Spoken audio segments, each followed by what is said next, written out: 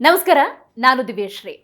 ಅಂತೂ ಇಂತೂ 40 ವರ್ಷಗಳ ಒಳ ಮೀಸಲಾತಿ ಹೋರಾಟಕ್ಕೆ ಅಂತಿಮವಾಗಿ ಜಯ ಸಿಕ್ಕಿದೆ. ಸರ್ಕಾರ ಇದನ್ನು ಗಂಭೀರವಾಗಿ ಪರಿಗಣಿಸಿ ಈ ಸೂಕ್ಷ್ಮ ಸಮಸ್ಯೆಯನ್ನು ಸರಿಯಾದ ರೀತಿಯಲ್ಲಿ ಬಗೆಹರಿಸಬೇಕು ಅನ್ನುವಂಥ ದೃಷ್ಟಿಯಿಂದ 5.25, 5.25, 4.5 ಅನ್ನುವಂಥ ಸೂತ್ರವನ್ನು ಅಳವಡಿಸಿಕೊಂಡಿದೆ. ಮೀಸಲಾತಿ ಅಂದ್ರೇನು, ಅದರಲ್ಲೂ ಒಳ ಮೀಸಲಾತಿ ಅಂದ್ರೇನು, ಈ ಒಳ ಮೀಸಲಾತಿಯನ್ನು ಪಡೆದುಕೊಳ್ಳೋದ್ರಿಂದಾಗಿ ಸಮಾಜದ ಕಟ್ಟಕಡೆಯ ಆ ಸಮುದಾಯ ಹೇಗೆ ಮುಖ್ಯವಾಹಿನಿಗೆ ಬರೋದಕ್ಕೆ ಸಾಧ್ಯವಾಗುತ್ತೆ. ಇದೆಲ್ಲದರ ಬಗ್ಗೆ ನಾವು ಒಂದಷ್ಟು ಮಾಹಿತಿಯನ್ನು ಪಡ್ಕೊಳ್ಳೋಣ. ನಮ್ಮ ಜೊತೆಗಿದ್ದಾರೆ ಎಡಗೈ ಸಮುದಾಯದ ಪ್ರಬಲ ನಾಯಕರು ಹಾಗೆಯೇ ಮಾಜಿ ಸಚಿವರಾಗಿರುವಂಥ ಎಚ್ ಆಂಜನೇಯ ಅವರು. ಮೊದಲಿಗೆ ಅವರಿಗೆ ಕಾರ್ಯಕ್ರಮಕ್ಕೆ ಸ್ವಾಗತವನ್ನು ಕೋರೋಣ. ಸರ್, ಕಾರ್ಯಕ್ರಮಕ್ಕೆ ಸ್ವಾಗತ. 35-40 ವರ್ಷಗಳ ನಿರಂತರ ಹೋರಾಟದ ಫಲ ಸರ್. ಕಡೆಗೂ ಕೊಟ್ಟ ಮಾತಿನಂತೆ ಕಾಂಗ್ರೆಸ್ ಸರ್ಕಾರದಲ್ಲಿ ಜನಸಾಮಾನ್ಯರ ಹೋರಾಟಕ್ಕೆ ಬೆಲೆ ಸಿಕ್ಕಿದೆ ಅಂತಲೇ ಹೇಳ್ಬೋದು. ಒಂದು ಮಹತ್ವದ ನಿರ್ಣಯ. ಹೇಗೆ ಸಾಧ್ಯವಾಯಿತು ಸರ್ ಇದು? ಪರಿಶಿಷ್ಟ ಜಾತಿಗೆ 15% ಮೀಸಲಾತಿ ಇದೆ. ಹೌದು. ಅದರಲ್ಲಿ 101 ಜಾತಿಗಳಿದ್ದಾವೆ. ಈ 101 ಜಾತಿಗಳು ದೇಶದ ಯಾವುದೇ ದೇಶದಲ್ಲಿ ಇಷ್ಟೊಂದು ಜಾತಿಗಳಿಲ್ಲ. ಇಲ್ಲಿ ಸೇರಿಸ್ಬಿಟ್ಟಿದ್ದಾರೆ. 101 ಜಾತಿ ಇದೆ. ಈ ಜಾತಿಗಳಲ್ಲಿ ಏನಾಗ್ಬಿಟ್ಟಿದೆ, ಕೆಲವೇ 4-5 ಪ್ರಬಲವಾಗಿರ್ತಕ್ಕಂಥ ಜಾತಿ.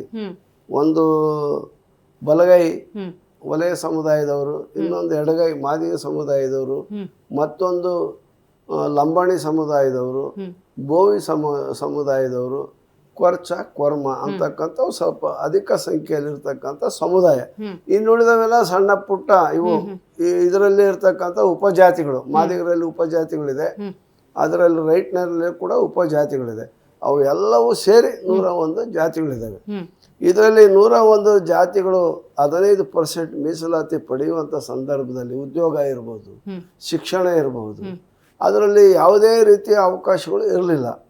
ಈ ಉಳಿದಂಥ ಸಮುದಾಯ, ಮಾದಿಗರನ್ನು ಹೊರತುಪಡಿಸಿ ಉಳಿದಂಥ ಸಮುದಾಯ ಸ್ವಲ್ಪ ಚೆನ್ನಾಗಿ ಅನುಕೂಲವಾಗಿ ಅವ್ರು ಓದಿ ಚೆನ್ನಾಗಿ ಬುದ್ಧಿವಂತರಾಗಿ ಮೇಲೆ ಬಂದಿದ್ದಾರೆ. ನಾವು ಸಂತೋಷ ಪಡ್ತೀವಿ ಅವ್ರಿಗೆ. ಆಮೇಲೆ ಹೆಚ್ಚು ಉದ್ಯೋಗವನ್ನು ಅವರೇ ಪಡೆದಿದ್ದಾರೆ. ಅವ್ರ ಜೊತೆ ನಾವು ಸ್ಪರ್ಧೆ ಮಾಡೋಕ್ಕಾಗಲ್ಲ ಮಾದಿಗರು. ಯಾಕಂದ್ರೆ ಮಾದಿಗರು ಕಾಯಕ ಏನಂತ ಹೇಳಿದ್ರೆ ಬೀದಿ ಕಸ ಹೊಡಿತಕ್ಕಂಥ, ಬೀದಿ ಕಸವನ್ನು ಗುಡಿಸ್ತಕ್ಕಂಥ ಪೌರ ಕಾರ್ಮಿಕರು, ಚಪ್ಪಲಿಯನ್ನು ಹೊಲಿತಕ್ಕಂಥ ಚರ್ಮಗಾರರು, ಹಳ್ಳಿಗಾಡಿನಲ್ಲಿ ಎಲ್ಲ ಕೂಡ ಈ ಮುಂದುವರಿದಂಥ ಸಮುದಾಯಗಳ ಮನೆಯಲ್ಲಿ ಕೂಲಿ ನಾಲಿ ಮಾಡ್ಕೊಂಡು ಕೃಷಿ ಕಾರ್ಮಿಕರು. ಇನ್ನು ಪಟ್ಟಣ ಪ್ರದೇಶದಲ್ಲಿ ಅಮಾಲಿನೋ ಕೂಲಿನೋ ಅದು ಇದೋ ಮಾಡ್ಕೊಂಡು ಜೀವನ ಮಾಡ್ತಕ್ಕಂಥ ಕಾಯಕವನ್ನು ನಿರ್ವಹಿಸ್ಕೊಂಡು ಬರ್ತಕ್ಕಂಥ ಈ ಸಮುದಾಯ, ಆ ಸಮುದಾಯದ ಜೊತೆಗೆ ಸ್ಪರ್ಧೆ ಮಾಡಿ ಎಲ್ಲದರಲ್ಲೂ ಕೂಡ ಈಗ ರಾಜಕೀಯವಾಗಿ ಸ್ಪರ್ಧೆ ಮಾಡಿ ಹೆಚ್ಚು ನಾವು ಗೆಲ್ಲಲಿಕ್ಕೆ ಆಗ್ತಾ ಇಲ್ಲ. ಇನ್ನು ನಮ್ಮ ಸಂಖ್ಯೆಗೆ ಅನುಗುಣವಾಗಿ ನಮಗೆ ಸಿಗಬೇಕಾದಂಥ ಪಾಲು ಉದ್ಯೋಗದಲ್ಲಿ, ಶಿಕ್ಷಣದಲ್ಲಿ ದೊರೀತಾ ಇರಲಿಲ್ಲ. ಅದಕ್ಕೋಸ್ಕರ ನಾವು ಹಿಂದೆ SM ಕೃಷ್ಣ ಅವರು ಮುಖ್ಯಮಂತ್ರಿ ಆಗಿದ್ದಂಥ ಸಂದರ್ಭದಲ್ಲಿ, ಸರ್ ಇದು ಏನಾದರೂ ಮಾಡಿ ನಮಗೆ ಒಳ ಮೀಸಲಾತಿ ಕೊಡಬೇಕು, ನಮ್ಮ ಜನಸಂಖ್ಯೆ ಅನುಗುಣವಾಗಿ ನೀವು ಹಂಚಿಕೆ ಮಾಡಿ. ಇಲ್ಲೇ ಸರ್ ಒಂದಷ್ಟು ಜನರಿಗೆ ಪ್ರಶ್ನೆ ಬರುತ್ತೆ. ಈಗ ಸಂವಿಧಾನಬದ್ಧವಾಗಿ ಮೀಸಲಾತಿ ಅನ್ನುವಂಥ ಅರಿವು ಬಹಳಷ್ಟು ಮಂದಿಗಿದೆ.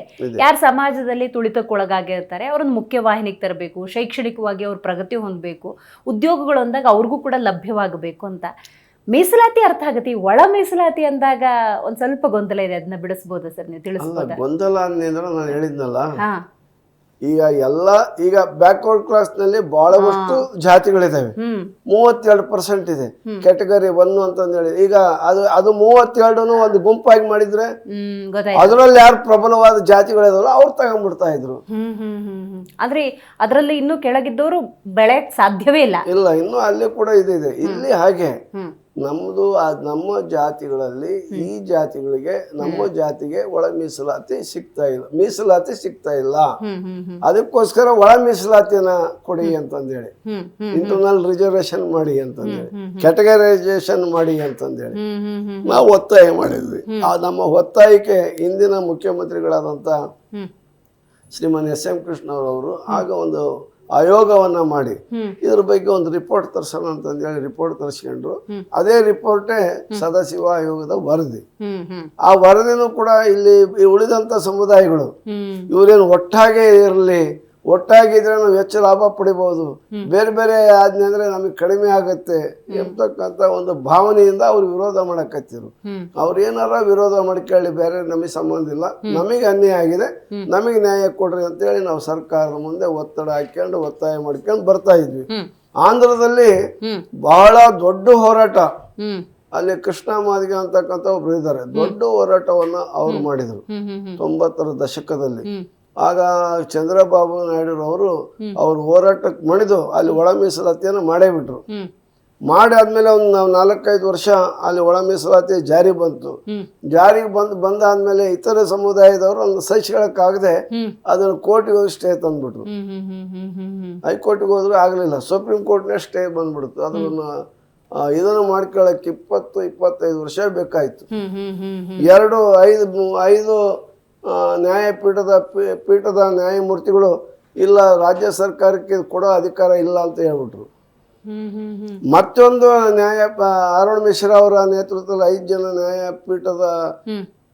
ಪೀಠದಲ್ಲಿ ನ್ಯಾಯಮೂರ್ತಿಗಳು ಇಲ್ಲ, ಇದು ರಾಜ್ಯ ಸರ್ಕಾರ ಆ ಶೆಡ್ಯೂಲ್ಡ್ ಕಾಸ್ಟ್ ನಲ್ಲಿ ಇರ್ತಕ್ಕಂಥ ಯಾವ್ಯಾವ ವರ್ಗದ ಯಾವ್ಯಾವ ಜಾತಿಗಳಿದಾವೆ, ಆ ಜಾತಿಗಳೇನಾದ್ರೂ ಮೀಸಲಾತಿ ಕೊಡುವಲ್ಲಿ ಇಂಬ್ಯಾಲೆನ್ಸ್ ಆಗಿದ್ರೆ, ಅವರು ಅನ್ಯಾಯಕ್ಕೆ ಒಳಗಾಗಿದ್ರೆ, ಅವ್ರು ಸಿಗದೇ ಇದ್ದಾಗ ಕ್ಯಾಟಗರೈಸೇಷನ್ ಮಾಡಬಹುದು ಅಂತ ಅವ್ರು ಹೇಳಿದ್ರು. 5 ನ್ಯಾಯಮೂರ್ತಿಗಳು ಹೇಳಿದ್ರು.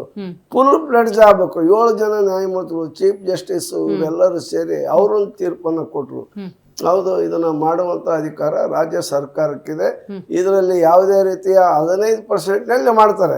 ಇದನ್ನೇನು ಯಾರನ್ನ ತೆಗಿಯಂಗಿಲ್ಲ, ಯಾರನ್ನ ಸೇರ್ಸಂಗಿಲ್ಲ, ಹೆಚ್ಚಿಗೆ ಮಾಡಂಗಿಲ್ಲ, ಕಡಿಮೆ ಮಾಡೋ ಅಧಿಕಾರ ರಾಜ್ಯ ಸರ್ಕಾರಕ್ಕಿಲ್ಲ, ಮಾಡುವಂತ ಅಧಿಕಾರ ಇದೆ ಅಂತಂದು ಹೇಳ್ಬಿಟ್ಟು ಕಳೆದ ಆಗಸ್ಟ್ 1ನೇ ತಾರೀಕು 2024 ಒಂದು ತೀರ್ಪು ಬಂತು. ಈ ತೀರ್ಪಿಗೆ ನೀವು 20-25 ವರ್ಷ ಕಾದಿದ್ದೀರಿ? ಹೌದು. Okay, got it. ಅದು ಬಂದ್ರಿಂದಲೇ ನಾವು ಏನು ಆಕ್ಸಿಜನ್ ನಲ್ಲಿ ಇದ್ದಂತ ಮಾದಿಗರು ಒಂದೇ ಸರ್ತಿಗೆ ಉಸಿರು ಬಂತು, ಶಕ್ತಿ ಬಂದಂಗಾಯ್ತು. ಸರ್ಕಾರಗಳು ಮಾಡಕ್ ರೆಡಿ ಇದ್ವು. ಒಳ ಮೀಸಲಾತಿ ನಾವು ಕೊಡ್ತೀವಿ, ಯಾವ್ಯಾವ ಅಧಿಕಾರ, ನಮಗೇನೋ ಅಧಿಕಾರನೇ ಇಲ್ಲ, ಅದಿಲ್ಲದಂದ್ರೆ ಹೋಗ್ಬಿಟ್ಟು ಪಾರ್ಲಿಮೆಂಟ್ನಲ್ಲಿ ಬಿಲ್ ಆಗಿ ಪಾಸಾಗಿ ಬರಬೇಕು ಅಂತೇಳಿ. ಪಾರ್ಲಿಮೆಂಟ್ನಲ್ಲಿ ಎಲ್ಲ ರಾಜ್ಯದಲ್ಲೂ ಕೂಡ ಇದ್ರ ಪರವಾಗಿಲ್ಲ, ಕೆಲವು ರಾಜ್ಯಗಳೇ ಪ್ರಬಲವಾಗಿ ವಿರೋಧ ಇದ್ದಾರೆ. ಇಲ್ಲಿ ಮಾತ್ರ ಒಳ ಮೀಸಲಾತಿ ಇರ್ತಕ್ಕಂಥ ರಾಜ್ಯಗಳು ಯಾವ್ಯಾವ ಅಂದ್ರೆ ಹರಿಯಾಣ, ಪಂಜಾಬ್, ತೆಲಂಗಾಣ, ಆಂಧ್ರ, ಈಗ ಕರ್ನಾಟಕ ಮತ್ತು ಚೆನ್ನೈನಲ್ಲಿ, ತಮಿಳುನಾಡಿನಲ್ಲಿದೆ. ಇಷ್ಟು ರಾಜ್ಯದಲ್ಲಿ ಮಾತ್ರ ಒಳ ಮೀಸಲಾತಿ ಅನುಷ್ಠಾನ ಆಗ್ತಾ ಇದೆ. ಈಗ ನಮ್ಮ ಸರ್ಕಾರ ಸಿದ್ದರಾಮಯ್ಯನವರು ಸಾಮಾಜಿಕ ನ್ಯಾಯದ ಪರವಾಗಿ ಇರ್ತಕ್ಕಂಥ ಮುಖ್ಯಮಂತ್ರಿ, ಶೋಷಿತ ಸಮುದಾಯಗಳ ನೋವನ್ನ ಬಹಳ ಹತ್ತಿರದಿಂದ ನೋಡಿದಂಥವ್ರು, ಪರಿಹರಿಸಿದಂಥ ಒಬ್ಬ ಹೃದಯವಂತ ಮುಖ್ಯಮಂತ್ರಿ ಇದ್ದುದರಿಂದ ಅವರು ತಮ್ಮ ರಾಜಕೀಯ ಶಕ್ತಿಯನ್ನ, ಇಚ್ಛಾಶಕ್ತಿಯನ್ನ ಪ್ರದರ್ಶಿಸಿ ಎಲ್ಲರನ್ನೂ ವಿಶ್ವಾಸ ತೆಗೆದುಕೊಂಡು ಲೇಟ್ ಆಯ್ತು. ಈಗಾಗಲೇ 1 ವರ್ಷದ ಮೇಲೆ ಆಗಿದೆ, ಬೇರೆ ಬೇರೆ ರಾಜ್ಯದಲ್ಲಿ ಕೊಟ್ಟು. ಇಲ್ಲಿ 1 ವರ್ಷಗಳಿಗೆ ತಡ ಆಯ್ತು. ತಡವಾದ್ರೂ ನಮಗೇನು ನಷ್ಟ ಆಗಿಲ್ಲ. ನಾವೇನು ಒಳ ಮೀಸಲಾತಿ ಕೇಳ್ತಾ ಇದ್ವೋ ನಮಗೇನು ನಷ್ಟ ಆಗಲಿಲ್ಲ. ಎಲ್ಲ ಹುದ್ದೆಗಳನ್ನು ಕೂಡ ತುಂಬದೇ ಹಾಗೆ ಇಟ್ಕೊಂಡಿದ್ರು. ಒಳ ಮೀಸಲಾತಿ ಅನುಷ್ಠಾನ ಆದ್ಮೇಲೆ ಎಲ್ಲ ಹುದ್ದೆಗಳನ್ನು ತುಂಬ್ತೇವೆ ಅಂತಂದೇಳಿ ಎಲ್ಲ ಹುದ್ದೆಗಳನ್ನು ತುಂಬುವುದನ್ನ ತಡೆ ಹಿಡಿದ್ರು. ಈಗ ಅಂತ ಒಬ್ಬ ಮುಖ್ಯಮಂತ್ರಿ ಸಿದ್ದರಾಮಯ್ಯನವರು ಎಲ್ಲರೂ ವಿಶ್ವಾಸ ತೆಗೆದುಕೊಂಡು ನಿನ್ನೆ ದಿನ 24/4/2026 ಏನಿದೆ ಅಲ್ಲ, ಅದೊಂದು ಐತಿಹಾಸಿಕವಾದಂಥ ದಿನ. ಒಂದು ಐತಿಹಾಸಿಕವಾದಂಥ ಒಂದು ಸಚಿವ ಸಂಪುಟದ ಸಭೆಯಲ್ಲಿ ಇಂಥ ಒಂದು ಸಾಮಾಜಿಕ ನ್ಯಾಯವನ್ನು ಎತ್ತಿಡಿಯುವಂಥ ತೀರ್ಮಾನವನ್ನು ತೆಗೆದುಕೊಂಡು ಮಾದಿರ ಮನೆ ಬಾಗಿಲಿಗೆ ಇವತ್ತು ಭಾಗ್ಯದ ಬಾಗಿಲನ್ನ ತೆರೆಸಿದ್ದಾರೆ. ಖಂಡಿತ ಸಂಪೂರ್ಣ ಸಹಮತ ಸಿಕ್ತ ಸರ್ ಸಂಪುಟ ಸಭೆಯಲ್ಲಿ? ಹೌದೌದು, ಎಲ್ಲರನ್ನೂ ವಿಶ್ವಾಸ, ಅದಕ್ಕೋಸ್ಕರನೇ ತಡವಾಗಿದ್ದು. ಎಲ್ಲರನ್ನೂ ವಿಶ್ವಾಸ ತಗೊಳ್ಬೇಕು, ಎಲ್ಲರನ್ನೂ ವಿಶ್ವಾಸ, ಎಲ್ಲರೂ ಓಕೆ ಅಂದ್ಮೇಲೆ ಇವರು ಇದನ್ನ ಮಾಡಿದ್ದು. ಐತಿಹಾಸಿಕ ನಿರ್ಧಾರ, ಮಹತ್ವ ನಿರ್ಧಾರ ಇದೆ, ತಪ್ಪೇನಿಲ್ಲ. ಆದ್ರೆ ದಲಿತ ಸಮುದಾಯದವರು, ಅಲೆಮಾರಿ ಸಮುದಾಯವರು ನಮಗೆ ಅಂತ ತೃಪ್ತಿ ಇಲ್ಲ ಅನ್ನುವಂತಹ ಅಭಿಪ್ರಾಯ ವ್ಯಕ್ತಪಡಿಸಿದಾರಲ್ಲ. ಈಗ ಅವ್ರನ್ನ ಏನ್ ಮಾಡಿದ್ರು ಅಂದ್ರೆ ಇದರಲ್ಲಿ ಸಿ ಗುಂಪಿನಲ್ಲಿ ಹಾಕಿದ್ದಾರೆ. ಹೌದು, ನಾವು ಅವ್ರನ್ನ ನಾವೇ ಹೇಳಿದ್ವಿ, ಅಲೆಮಾರಿ ಸಮುದಾಯಗಳನ್ನ ಎ ಗುಂಪಿನಲ್ಲಿ ಇಡಿ, ಅವ್ರಿಗೆ 1% ಪ್ರತ್ಯೇಕವಾಗಿ ಕೊಡ್ರಿ ಅಂತ ಹೇಳಿ ನಾವು ಮುಂಚಿನಿಂದಲೂ ಕೂಡ ಹೋರಾಟ ಮಾಡುವಾಗ ಅದು ಹೇಳಿದ್ವಿ. ನಾನಾ ಕಾರಣಗಳಿಂದ ಇವರು ಈಗ ಏನ್ ಮಾಡಿದಾರೆ ಅಂದ್ರೆ ಸಿ ಗುಂಪಿನಲ್ಲಿ ABC ಅಂತ ಗೊತ್ತಲ್ಲಮ್ಮ, ಸಿ ಗುಂಪಿನಲ್ಲಿ ಸೇರಿಸಿದ್ದಾರೆ. ಆ ಸಿ ಗುಂಪಿನಲ್ಲೂ ಕೂಡ ಅದರಲ್ಲಿ ಒಳ ಮೀಸಲಾತಿ ಮಾಡಿದ್ದಾರೆ ಅವ್ರಿಗೆ. ಅವರ ಜನಸಂಖ್ಯೆ ಮತ್ತು ಇದರ ಆಧಾರವನ್ನು ಇಟ್ಕೊಂಡು ಅವ್ರಿಗೆ ಇಷ್ಟು ಪರ್ಸೆಂಟ್ ಕೊಡಬೇಕು ಅಂತಂದು ಹೇಳಿ ಕೊಟ್ಟಿದ್ದಾರೆ. ಸಿ ಗುಂಪಿಗೆ ಬರ್ತಕ್ಕಂಥ ಹುದ್ದೆಗಳು ಮೊದಲು ಅವ್ರಿಗೆ ಕೊಟ್ಟಾದ್ಮೇಲೆ ಉಳಿದವ್ರು ತಗೋಬೇಕು. ಆ ರೀತಿ ಆದಂತ ಅವ್ರಿಗೂ ಉಪಕಾರ ಆಗಿದೆ. ಹಾಗಾಗಿ ರೋಸ್ಟರ್ ಬಿಂದು ಗೊಂದಲ ಇದೇನೆ. ಹಂಗಾದ್ರೆ ಈಗ ಅದನ್ನ ಮಾರ್ಪಾಡು ಮಾಡಿದಾರೆ ಸರ್, ABC ABCಗೆ ಎಷ್ಟೆಷ್ಟು ಪ್ರಮಾಣದ ಹಂಚಿಕೆ ಆಗ್ಬೇಕು ಅನ್ನೋದು ಬಾಕಿ ಇತ್ತು. ಹೌದು, 17 ಇದ್ದಾಗ 17% ಇತ್ತು, ಗೊತ್ತಲ್ಲ ನಿಮ್ಗೆ. 56 ಮಾಡಿದ್ರು, 56% 50 ಇಳಿಸಿದ್ರು. ಇಲ್ಲಿ 17% ಇತ್ತು, ಅದು 15% ಇಳಿಸಿದ್ರು. ಈಗ 15ರಲ್ಲಿ ಡಿವೈಡ್ ಮಾಡ್ಬೇಕಾಯ್ತು. ಹೌದು, 17 ಇದ್ದಾಗ ಮಾಡಿಬಿಟ್ಟಿದ್ರು 6, 6, 5 ಅಂತಂದು ಹೇಳಿ ಹೌದು ಮಾಡಿದ್ರು. ಈಗ 15 ಬಂತಲ್ಲ, ಹೈಕೋರ್ಟ್ ಏನ್ ಹೇಳ್ತಂದ್ರೆ ನೀವು 17 ಮಾಡುವಾಗಿಲ್ಲ, 56 ಮಾಡೋಂಗಿಲ್ಲ, 50ರಲ್ಲೇ ನೀವು ಮಾಡ್ಕೋಬೇಕು. ಈಗ ಇರ್ತಕ್ಕಂಥ ಒಳ ಮೀಸಲಾತಿಯ ಸಂಖ್ಯೆ ಏನಿದೆಯಲ್ಲ ಪ್ರಮಾಣ 15, 15ರಲ್ಲಿ ಬೇಕಾದ್ರೆ ನೀವು ಮಾಡ್ಕೊಳ್ರಿ ಅಂತ ಸಿಗ್ನಲ್ ಕೊಟ್ರು. ಅವರು ಈಗ 15ಕ್ಕೆ ನಿಗದಿ ಮಾಡಿ ಕೊಟ್ಟಿದ್ದಾರೆ. ಈಗ ಯಾರ್ಯಾರಿಗೆ ಎಷ್ಟೆಷ್ಟು ಕೊಟ್ಟಿದ್ದಾರೆ ಅಂತ ಗೊತ್ತಲ್ಲ ನಿಮ್ಗೆ. ಮಾದಿಗರು ಎ ಗುಂಪು ಬರುತ್ತೆ, ಅವ್ರಿಗೆ 5 ಕಾಲು. ಆಮೇಲೆ ಉಳಿದಂತೆ ರೈಟ್ನರು, ಒಳ್ಳೆಯ ಸಮುದಾಯದವರು, ಅವ್ರಿಗೂ ಕೂಡ 5 ಕಾಲು. ಇನ್ನು ಉಳಿದಂತೆ ಬೋವಿ, ಕೊರ್ಚ, ಕೊರ್ಮ, ಅಲೆಮಾರಿಗಳನ್ನ ಎಲ್ಲರನ್ನು ಸೇರಿಸ್ಬಿಟ್ಟು ಸಿ ಗುಂಪು ಅದಕ್ಕೆ 4.25% ಕೊಟ್ಟಿದ್ದಾರೆ. ಒಳ ಮೀಸಲಾತಿ ಇಷ್ಟು ವರ್ಷಗಳಿಂದ ಮೀಸಲಾತಿ ಜಾರಿಯಲ್ಲಿದ್ರೂ ಸರ್ ಅಂತಹ ಬೆಳವಣಿಗೆಗಳು ಶೈಕ್ಷಣಿಕವಾಗಿ ಅಥವಾ ಸರ್ಕಾರಿ ಉದ್ಯೋಗಗಳನ್ನು ಪಡ್ಕೊಳ್ಳುವಂಥ ನಿಟ್ಟಿನಲ್ಲಿ ಹಂತದ ಬೆಳವಣಿಗೆ ಈಗ ಒಳ ಮೀಸಲಾತಿ ಬಂದಿರೋದ್ರಿಂದಾಗಿ ಒಂದು ಮಹತ್ತರ ಬದಲಾವಣೆ ಆ ಸಮುದಾಯಗಳ ಆಗತ್ತೆ ಅಂತ ನಿರೀಕ್ಷೆ ಇಟ್ಕೋಬಹುದಾ? ಖಂಡಿತ. ನೋಡಿ, ಇವಾಗ ಹರಿದು ಬಂದ್ಬಿಡುತ್ತೆ ಸವಲತ್ತು ಇವ್ರಿಗೆ. ಇವರು ಮೆಡಿಕಲ್ ಸೀಟು, ಇಂಜಿನಿಯರಿಂಗ್ ಸೀಟು, ಆಮೇಲೆ MS, MD ಸೀಟ್ಗಳಿದಾವಲ್ಲ, ಇದು ಪಡಿಬೇಕಂದ್ರೆ ಈ ಸಮುದಾಯಕ್ಕೆ, ಮಾದಿಗ ಸಮುದಾಯಕ್ಕೆ, ಅದರ ಉಪಜಾತಿಗಳಿಗೆ ಗಗನ ಕುಸುಮವಾಗಿತ್ತು. ಈ ಶಿಕ್ಷಣ ಕ್ಷೇತ್ರದಲ್ಲಿ ಕಳೆದ 1-2 ತಿಂಗಳ ಹಿಂದೆ ಶಿಕ್ಷಣ ಕ್ಷೇತ್ರದ ಒಳ ಮೀಸಲಾತಿ ಅನುಷ್ಠಾನ ಆಗಿಬಿಟ್ಟಿದೆ. MD MS ಸೀಟ್ಗಳೆಲ್ಲವೂ ಕೂಡ ಅವ್ರಿಗೆ ಆಶ್ಚರ್ಯಕರವಾದ ರೀತಿಯಲ್ಲಿ ಅವ್ರಿಗೆ ಸೀಟ್ ಸಿಕ್ಕಿದೆ. ನಮ್ಮ ಜನರಿಗೆ ಆಶ್ಚರ್ಯಕರವಾಗಿ, ಅಪ್ಪ ನನ್ನ ಮಗ MD ಸೀಟ್ ಸಿಕ್ತು ಅಂತ ಫೋನ್ ಮಾಡ್ತಾರೆ. ಅದೇನು ಒಳ್ಳೊಳ್ಳೆ ಸಬ್ಜೆಕ್ಟು, ಮಕ್ಕಳು ಡಾಕ್ಟ್ರು ಸಿಕ್ತು, ಆಮೇಲೆ ಕೀಲು ಮೂಳೆ ಡಾಕ್ಟ್ರು ಸಿಕ್ತು, ಕಣ್ಣಿನ ಡಾಕ್ಟ್ರು ಇದು ಸಿಕ್ತು, ಮಕ್ಕಳ ಡಾಕ್ಟ್ರು ಸಿಕ್ತು, ಅನಾಲಿಸಿಸ್ ಇದು ನನ್ನ ಮಗನಿಗೆ ಸಿಕ್ಕಿದೆ, ಆಮೇಲೆ ಗೌರ್ಮೆಂಟ್ ಕಾಲೇಜಲ್ಲಿ ಸಿಕ್ಕಿದೆ ಅಂತಂದು ಹೇಳಿ ಹರ್ಷ ವ್ಯಕ್ತಪಡಿಸಿದ್ದಾರೆ. ನೀನು ಮುಂದಿನ ದಿನದಲ್ಲಿ ಈಗ CET ಎಲ್ಲ ಆಗಿದೆ, MBBS ಇಂಜಿನಿಯರಿಂಗ್ ಸೀಟು, ಅದರಲ್ಲಿ ಏನು ಬಂಪರ್ ಕೊಡುಗೆ ಬಂದ್ಬಿಡ್ತದೆ ನಮ್ಮವರಿಗೆ. ಅವ್ರೇನ್ ದಿನ ದೀಪಾವಳಿ, ಉಗಾದಿ, ದಸರಾ ಆಚರಿಸ್ಬೇಕು ಆ ರೀತಿಯಾಗಿ. ಆಮೇಲೆ ಉದ್ಯೋಗದಲ್ಲೂ ಕೂಡ ಉದ್ಯೋಗ ಹಾಕಿದ್ರೆ ಅವ್ರೆಲ್ಲರಿಗೂ ಬಹಳಷ್ಟು ಜನಕ್ಕೆ ಉದ್ಯೋಗ ಸಿಗುತ್ತೆ. ಈಗ ನೋಡ್ರಿ, ಅಗ್ರಿಕಲ್ಚರ್ ಆಫೀಸರ್ನ ಕರೆದಿದ್ದಾರೆ, ಅದು ಒಂದು 900 ಚಿಲ್ಲರೆ ಹುದ್ದೆಗಳಿದಾವೆ. ಅದನ್ನು ದಿಢೀರ್ ಅಂತ ಕರೆದ್ಬಿಟ್ರು. ಈಗ ಮುಂದಿನ ತಿಂಗಳು 10ನೇ ತಾರೀಕು ಲಾಸ್ಟ್ ಡೇಟ್ ಮಾಡಿದ್ದಾರೆ. ಅದಕ್ಕೆ ಒಳ ಮೀಸಲಾತಿ ಇರಲಿಲ್ಲ, ಅದನ್ನ ನಾನು ಮುಖ್ಯಮಂತ್ರಿಗೆ ಹೇಳ್ಬಿಟ್ಟು ಅದನ್ನ ರದ್ದುಪಡಿಸಿದ್ದೀವಿ.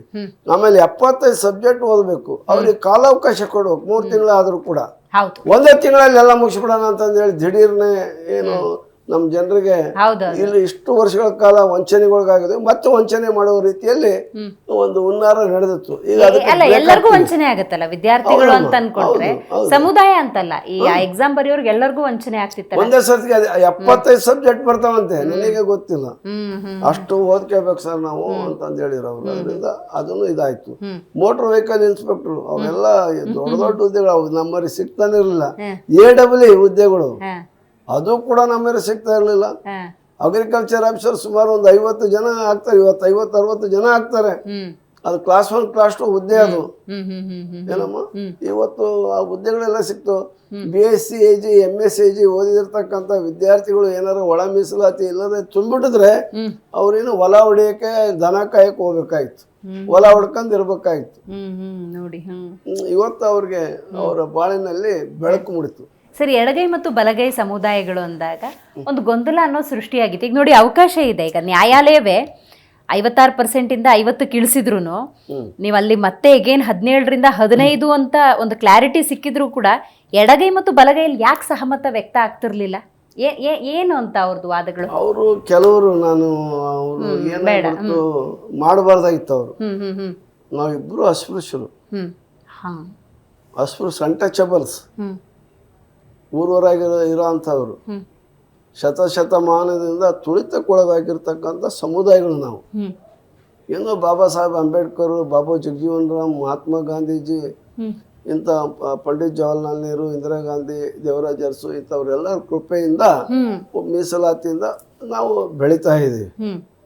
ಮುಟ್ತಾ ಇರಲಿಲ್ಲ ನಮಗೆ ದೇವಸ್ಥಾನ. ಈಗಲೂ ಕೂಡ ದೇವಸ್ಥಾನದ ಪ್ರವೇಶ ಇಲ್ಲ, ಚೌರ ಮಾಡೋರು ಇದನ್ನ ಮಾಡಂಗಿಲ್ಲ ಅಂತ ಸ್ಥಿತಿಯಲ್ಲಿ ನಾವಿದ್ವಿ. 2 ಜಾತಿಗೆ ಮಾತ್ರ. ನಾವು ಎಲ್ಲದಕ್ಕೂ ಕೂಡ ಭಾಳ ನಮ್ಮ ಸಮುದಾಯ ಏನಿದೆಯಲ್ಲ ಹೊಂದ್ಕೊಂಡು ಹೋಗುವಂಥ ಸಮುದಾಯ. ಅವರಲ್ಲೂ ಹೊಂದಾಣಿಕೆ ಇರತಕ್ಕಂಥವ್ರು ಇದ್ದಾರೆ. ಈಗ ದೇವನೂರು ಮಾದೇವ್ ಅವರು ದೊಡ್ಡ ನಮ್ಮ ಇವರು, ಅವ್ರಿಗೆ ಜಾತಿ ಗೀತಿ ನಾವು ಹೇಳಕ್ ತಯಾರಿಲ್ಲ. ಅವ್ರು ಹೇಳಿದ್ರು ಹೌದು ಒಳ ಮೀಸಲಾತಿನ ಸಮಾನವಾಗಿ ಹಂಚ್ಕೊಂಡು ಯಾವುದೇ ಗೊಂದಲ ಇಲ್ದಂಗೆ ಒಲೆ ಮಾದೇವ್ರು ಒಗ್ಗಟ್ಟಾಗಿರ್ಬೇಕು ಅಂತ ಹೇಳ್ಬಿಟ್ರು. ಸೃಷ್ಟಿ ಮಾಡಬಾರ್ದು ಅಂತಂದು ಹೇಳಿದ್ರು.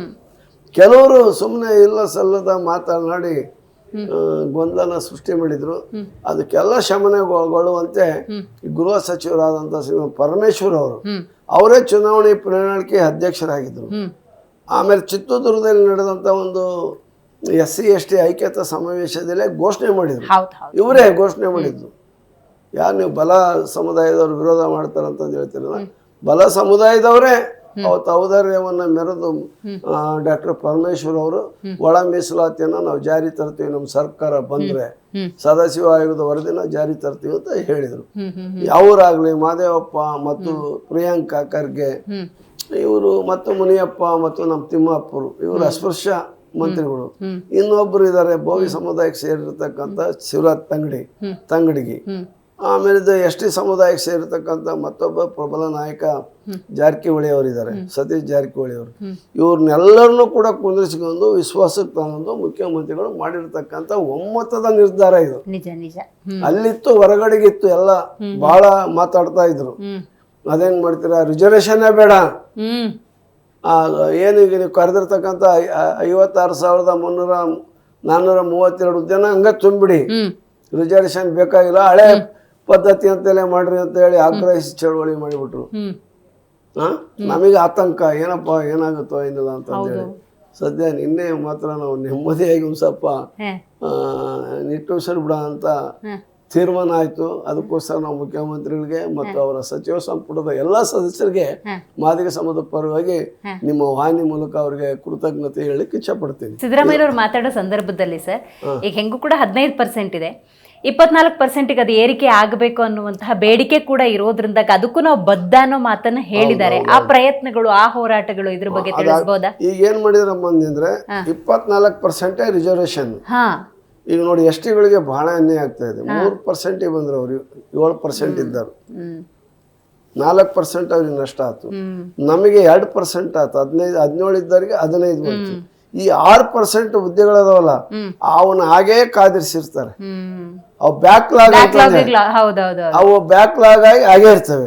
ಮುಂದೆ ಕೇಂದ್ರ ಸರ್ಕಾರನೋ ಅಥವಾ ಒಂದು ಸುಪ್ರೀಂ ಕೋರ್ಟ್ 56 ನೀವು ಮಾಡ್ಕೋಬಹುದು ಅಂತ ಹೇಳಿ ತೀರ್ಪು ಬಂದ್ರೆ, ಅಥವಾ 9 ಶೆಡ್ಯೂಲ್ನಿಗೆ ತಂದು ಕೇಂದ್ರ ಸರ್ಕಾರ ಒಪ್ಪಿಗೆ ಕೊಟ್ಟನೆ ಅಂದ್ರೆ ಆ ಹುದ್ದೆಗಳನ್ನ ಮತ್ತೆ ನಮಗೆ ಬರುತ್ತೆ. ನಮಗೆ 5 ಕಾಲಿರೋದು 6% ಮಾದಿಗರಿಗೆ ಕಾಯಂಬಾಗುತ್ತೆ. ಈಗ ಒಳ ಮೀಸಲಾತಿಗೆ ಸಂಬಂಧಪಟ್ಟಂತೆ ಇದ್ದಂಥ ಗೊಂದಲ ಅನ್ನೋದು ನಿವಾರಣೆ ಆಯಿತು.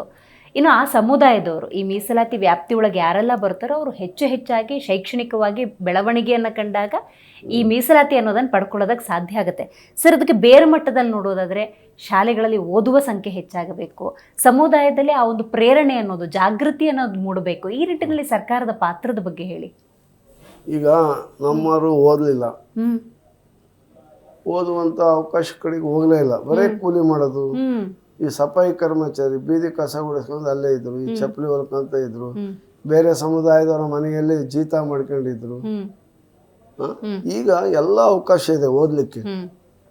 ನಾನು ಮಂತ್ರಿ ಆಗಿದ್ದಂಥ ಸಂದರ್ಭದಲ್ಲಿ ವಿಪರೀತ ಹಾಸ್ಟೆಲ್ಗಳನ್ನು ತೆರೆದಿದ್ದೀನಿ. ಆ ಹಾಸ್ಟೆಲ್ ತೆರೆದು ಒಳ್ಳೊಳ್ಳೆ ಅವಕಾಶವನ್ನು, ಒಳ್ಳೆ ಸೌಕರ್ಯಗಳನ್ನು ಕೊಟ್ಟಿದ್ದೀನಿ. ಈ ಊಟದ ಒಂದು ಯಾವ್ಯಾವ ದಿನ ಯಾವ್ಯಾವ ಊಟ ಮಾಡ್ಬೇಕು ಅಂತ ಒಂದು ಇದನ್ನೇ ಮಾಡಿಬಿಟ್ಟಿದ್ದೀನಿ. ವೇಳಾಪಟ್ಟಿ. ಇವತ್ತು ಬೆಳಗ್ಗೆ ದೋಸೆ ಇರಬೇಕು, ಮಧ್ಯಾಹ್ನ ಇಂಥ ಊಟ ಇರ್ಬೇಕು, ನಾಳೆ ಮತ್ತೆ ಉಪ್ಪಿಟ್ಟು ಇರಬೇಕು, ಹಿಂಗೆ ಈ ರೀತಿಯಾಗಿ ಮಾಡಿಬಿಡಿ. ನಮ್ಮ ಮನೆಯಲ್ಲೂ ಕೂಡ ನನಗೆ ಸಿಗಲ್ಲ. ಆ ರೀತಿಯಾದಂಥ ಒಳ್ಳೆ ಆಹಾರ ಸೌಲಭ್ಯಗಳು, ಆಮೇಲೆ ಇದು ವ್ಯವಸ್ಥೆ ಇರಲಿಕ್ಕೆ ಬಟ್ಟೆ ಕೊಡ್ತೀವಿ, ಅವ್ರಿಗೆ. ಆಮೇಲೆ ಇದು ಟೂತ್ ಪೇಸ್ಟ್ ಕೊಡ್ತೀವಿ, ಬ್ರಷ್ ಕೊಡ್ತೀವಿ, ತಲೆಗೆ ಎಣ್ಣೆ ಕೊಡ್ತೀವಿ, ಚೌರ ಮಾಡಿಸ್ತೀವಿ, ಬಟ್ಟೆ ಎಲ್ಲ ಕೊಡ್ತಾ ಇದೀವಿ, ಯೂನಿಫಾರ್ಮ್ ಎಲ್ಲ ಫ್ರೀಯಾಗಿ ಕೊಡ್ತೀವಿ, ಪಾಠ್ಯ ಪುಸ್ತಕಗಳನ್ನೆಲ್ಲವನ್ನು ಫ್ರೀಯಾಗಿ ಕೊಡ್ತೀವಿ. ಸುಮಾರು 1.5 ಲಕ್ಷ ಜನ ಈ ರೆಸಿಡೆನ್ಷಿಯಲ್ ಶಾಲೆಗಳಲ್ಲಿ ಮೊರಾರ್ಜಿ ದೇಸಾಯಿ, ಅಂಬೇಡ್ಕರ್, ಇಂದಿರಾ ಗಾಂಧಿ, ಕಿತ್ತೂರು ರಾಣಿ ಚೆನ್ನಮ್ಮ ಇವ್ರ ಹೆಸರಿನಲ್ಲಿ, ಅಟಲ್ ಬಿಹಾರಿ ವಾಜಪೇಯಿ ಇವ್ರ ಹೆಸರಿನಲ್ಲಿ ರೆಸಿಡೆನ್ಷಿಯಲ್ ಶಾಲೆಗಳಿದಾವೆ. ಹೋಬಳಿಗೆ ಒಂದರಂತೆ. ಅದು ಮುಖ್ಯಮಂತ್ರಿ ಸಿದ್ದರಾಮಯ್ಯನವರ ಒಂದು ಇದು ಕನಸು. ಎಲ್ಲ ಶಿಕ್ಷಣದ ಹತ್ರ ಬರಬೇಕು, ಒಂದು ಉತ್ತಮವಾದ ಗುಣಮಟ್ಟದ ಶಿಕ್ಷಣ ಲಭಿಸ್ಬೇಕು ಅನ್ನೋ ದೃಷ್ಟಿಯಿಂದ ಅವ್ರು ಮಾಡಿರ್ತಕ್ಕಂಥ ರೆಸಿಡೆನ್ಷಿಯಲ್ ಶಾಲೆಗಳು ಇವತ್ತು ವರ ಆಗಿಬಿಟ್ಟಿದೆ ಅವರಿಗೆ, ಆ ಸಮುದಾಯಗಳಿಗೆ. ಎಲ್ಲ ಸಮುದಾಯದವರು ಇದ್ದಾರೆ, ಎಲ್ಲ ಸಮುದಾಯದವರಿಗೂ ಅವಕಾಶ ಇದೆ. ಖಂಡಿತ ಸರ್.